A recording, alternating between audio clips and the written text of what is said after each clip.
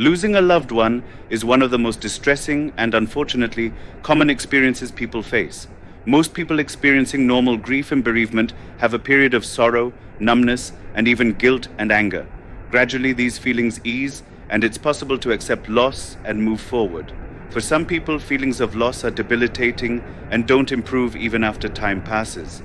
This is known as complicated grief, sometimes called persistent complex bereavement disorder. In complicated grief, painful emotions are so long lasting and severe that you have trouble recovering from the loss and resuming your own life. Different people follow different paths through the grieving experience. The order and timing of these phases may vary from person to person. Accepting the reality of your loss, allowing yourself to experience the pain of your loss, adjusting to a new reality in which the deceased is no longer present, having other relationships. These differences are normal, but if you're unable to move through these stages more than a year after the death of a loved one, you may have complicated grief. If so, seek treatment. It can help you come to terms with your loss and reclaim a sense of acceptance and peace. Symptoms.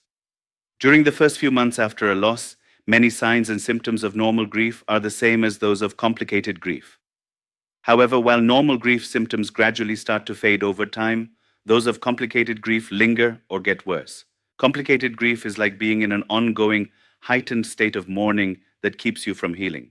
Signs and symptoms of complicated grief may include intense sorrow, pain, and rumination over the loss of your loved one, focus on little else but your loved one's death, extreme focus on reminders of the loved one or excessive avoidance of reminders, intense and persistent longing or pining for the deceased, problems accepting the death, numbness or detachment, bitterness about your loss, feeling that life holds no meaning or purpose, lack of trust in others, inability to enjoy life or think back on positive experiences with your loved one. Complicated grief also may be indicated if you continue to have trouble carrying out normal routines, isolate from others, and withdraw from social activities, experience depression, deep sadness, guilt, or self blame, believe that you did something wrong or could have prevented the death, feel life isn't worth living without your loved one, wish you had died along with your loved one, went to see a doctor. Contact your doctor or a mental health professional if you have intense grief and problems functioning that don't improve at least 1 year after the passing of your loved one. If you have thoughts of suicide. At times, people with complicated grief may consider suicide. If you're thinking about suicide, talk to someone you trust. If you think you may act on suicidal feelings, call 911 or your local emergency services number right away, or contact a suicide hotline. In the US, call or text 988 to reach the 988 Suicide and Crisis Lifeline, available 24 hours a day, 7 days a week, or use the Lifeline chat. Services are free and confidential. Causes it's not known what causes complicated grief. As with many mental health disorders, it may involve your environment, your personality, inherited traits, and your body's natural chemical makeup. Risk factors. Complicated grief occurs more often in females and with older age.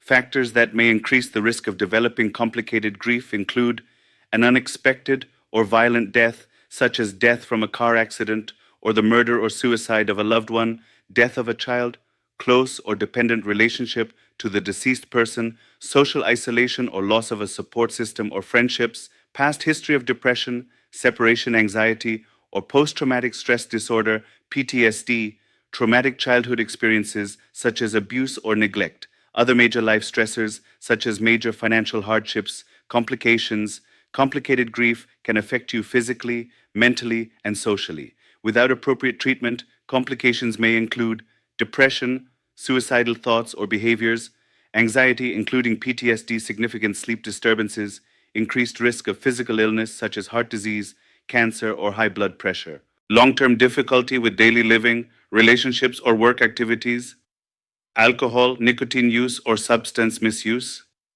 Prevention. It's not clear how to prevent complicated grief. Getting counseling soon after a loss may help, especially for people at increased risk of developing complicated grief. In addition, caregivers providing end-of-life care for a loved one may benefit from counseling and support to help prepare for death and its emotional aftermath. Talking. Talking about your grief and allowing yourself to cry also can help prevent you from getting stuck in your sadness.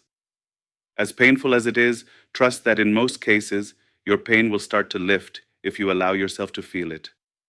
Support, family members, friends, social support groups, and your faith community are all good options to help you work through your grief. You may be able to find a support group focused on a particular type of loss, such as the death of a spouse or a child. Ask your doctor to recommend local resources. Bereavement counseling. Through early counseling after a loss, you can explore emotions surrounding your loss and learn healthy coping skills. This may help prevent negative thoughts and beliefs from gaining such a strong hold that they're difficult to overcome.